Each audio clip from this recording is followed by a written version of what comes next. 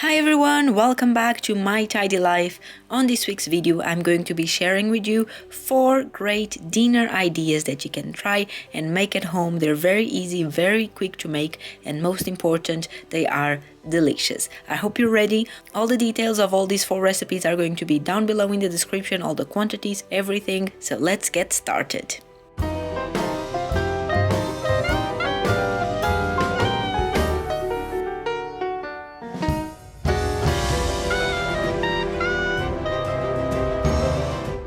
Let's start by making the pork chop steaks with mashed potatoes and veggies. For this, I'm starting by making the mashed potatoes. I'm using my kitchen robot for this, but obviously you can make it on the stovetop. My biggest advice for a good homemade mashed potatoes is that you're gonna boil the potatoes directly in the milk instead of boiling them in water and then draining the water and adding some milk. Just boil them straight in the milk and then you just keep the whole thing and you mash them together.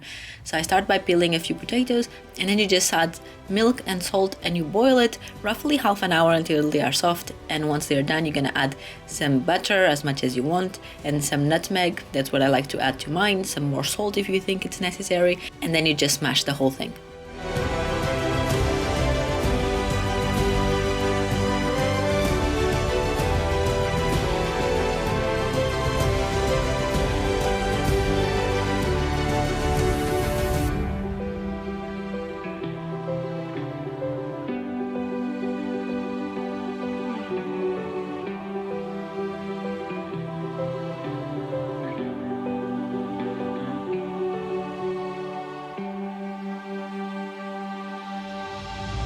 I'm also adding 1 garlic clove to the mashed potatoes. I don't do this all the time, but every now and then we like having a slight hint of garlic in the mashed potatoes.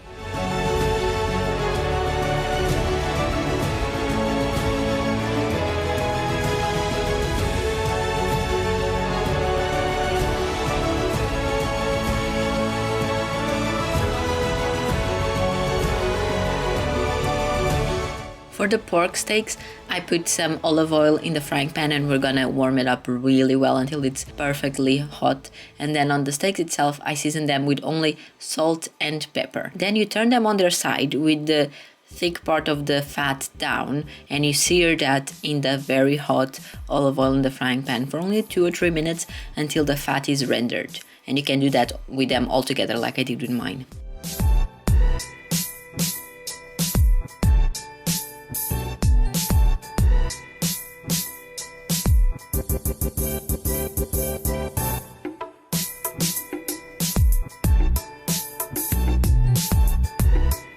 Once the fat is rendered, you just turn them on their side and now you're gonna cook each side for 4 or 5 minutes. And I added to the grease as well, I added 1 mashed garlic clove. You don't mince it, you just peel it and then you smash it with your knife so it opens up and releases the flavors, and then you just let it sit in there. And you add as well 1 tablespoon of butter, which is gonna make an extra delicious sauce. After 4 or 5 minutes, when they have a nice golden color to them, you just rotate them and you let them cook on the other side for another 4 or 5 minutes. And in this pot, I put some boiling water and we're just gonna add some mixed frozen veggies so we can have them on the side. Usually, I don't boil my veggies. I think that's wrong. They don't taste good when they're boiled. I just do them in the oven. But in this day, we were not cooking anything else in the oven and I didn't really want to turn on the entire oven just to cook a small portion of veggies because they were not even our main side dish. They were just something we were having with our food, and so I decided to boil them. Once the pork chops are cooked, you take them out and I put them in a plate and I covered them with another plate so they stay nice and warm. And in the frying pan with the remaining grease and fat and with the garlic clove in there and everything, you add 1 spring onion and you cook it for only like 1 minute or 2 just to get some flavor, and then you pour the entire fatty sauce on top of the steaks.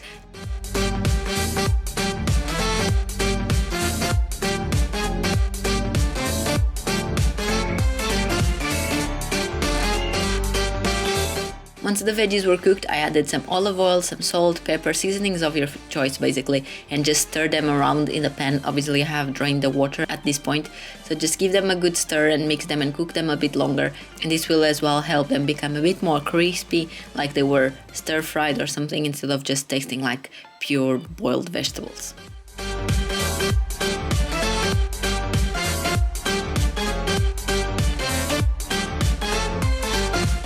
And in here I'm just finishing the mashed potato, like I said earlier, with some nutmeg, butter, and then you just whisk the whole thing together.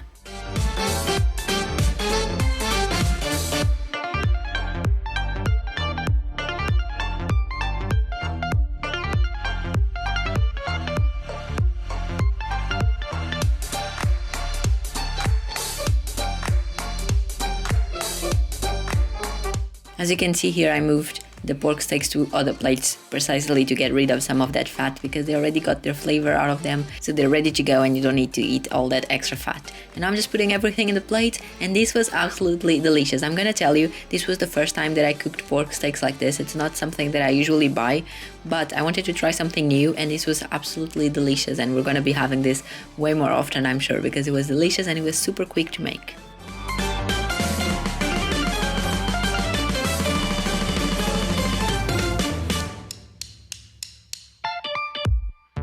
Next up, we have 1 pot creamy chicken and spinach orzo. This is a staple in this house. I make this probably every 2 weeks or something. We love it, it's so good, and it's very quick to make as well.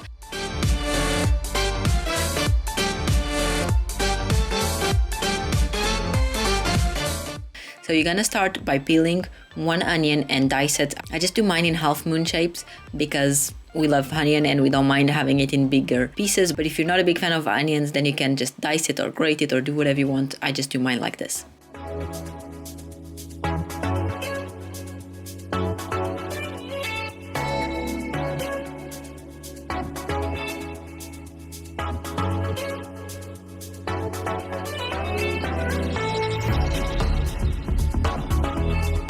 Then you add it to the frying pan with some olive oil, and you can see that I'm using my big wok, and I do recommend using something very big because it just makes it easier later when you want to mix everything together and stir it properly. Trust me, you want a big frying pan. It doesn't necessarily need to be a wok, but something that is big.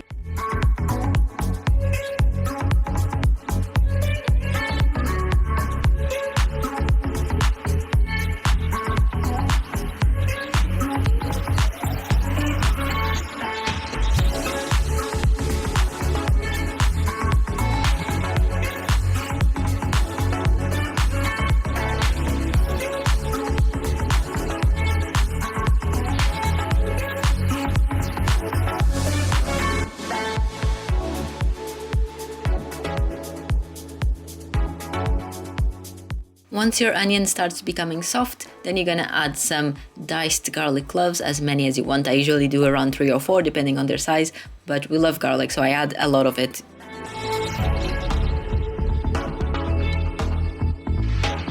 And then in this measuring cup, I'm gonna add 1 chicken cube stock, and you're gonna add to it some boiling water to dissolve the stock, and then some milk. And like I said, all the quantities are gonna be down below in the description.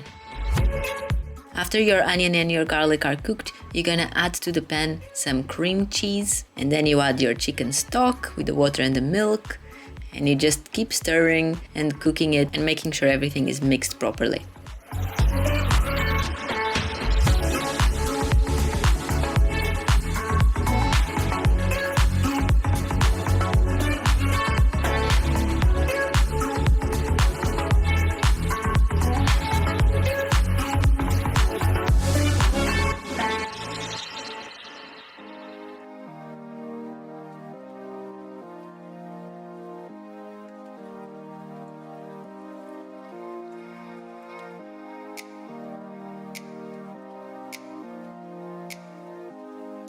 It's gonna become thicker, and the orzo is obviously pasta, so it's gonna become softer. So you just keep stirring to make sure nothing burns at the bottom. And as well, the more you stir, the creamier it gets. Keep tasting until you make sure the orzo is properly cooked and doesn't stick to your teeth anymore. And once that happens, then you go ahead and you add some spinach. You can chop it in smaller pieces if you want. If not, just throw it in. That's what I do. Throw it in a few batches at a time, mix it up so the spinach gets smaller and it's easier to mix it up. And then you keep adding spinach and adding and adding. And then at the end, you add some shredded chicken that is already previously cooked, some cheese, you mix it all together, and voila. This is amazing, and it's super easy, quick to make. You need to give this a try.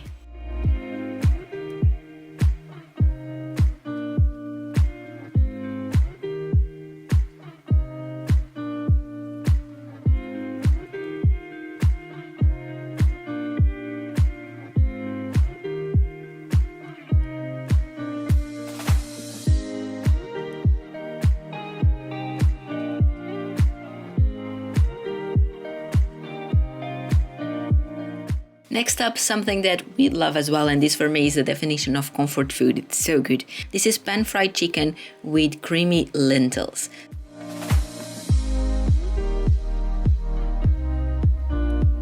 You start by peeling and chopping some carrots. You can chop them as big or as small as you want.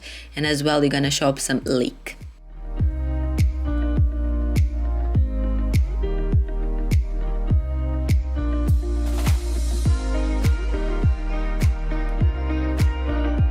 While I was cooking, my mom called me. That's why I have my phone there in the corner. I was just doing a quick video chat with her while I was cooking. So you add your leek to the frying pan with some olive oil as always. You let it cook and become soft. And while that is happening, you can work on the rest of the ingredients.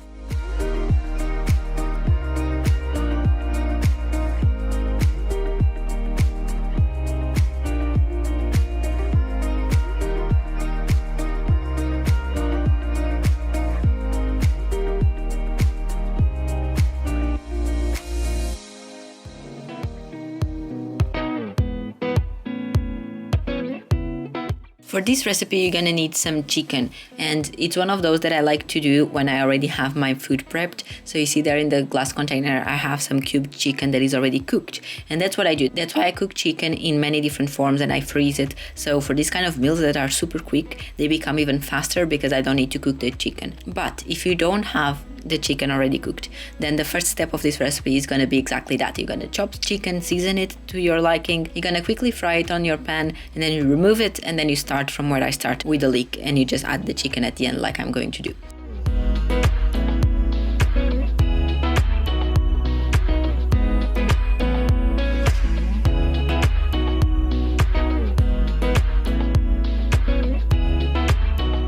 So after you have the leek and the carrots cooked, you add 1 can of lentils, you drain them and you rinse them, and then you add just the lentils.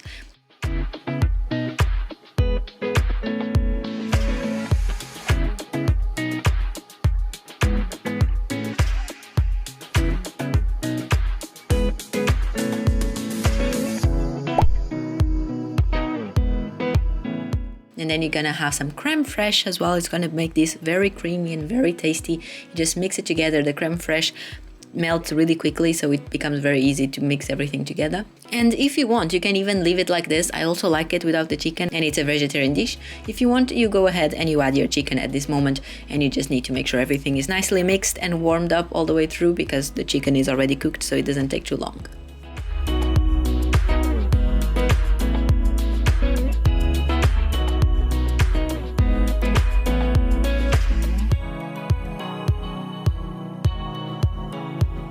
And the last recipe on today's video is another one that it's much easier to make when you already have part of your ingredients ready to go. This is cauliflower rice with broccoli and chicken. I'm gonna start by boiling a big pot of water so I can cook my broccoli, and my cauliflower rice, I already have it made. You may have seen me prepare that on my meal prep video. Basically, it's just 1 raw head of cauliflower that you get rid of the leaves, and then you just blend the whole thing, or you can grate it using a manual grater as well. So I had the rice already made, frozen in a plastic bag, so we're gonna go with that. You can also buy it already made if you want on the frozen section of the big supermarkets. They usually have cauliflower rice ready as well.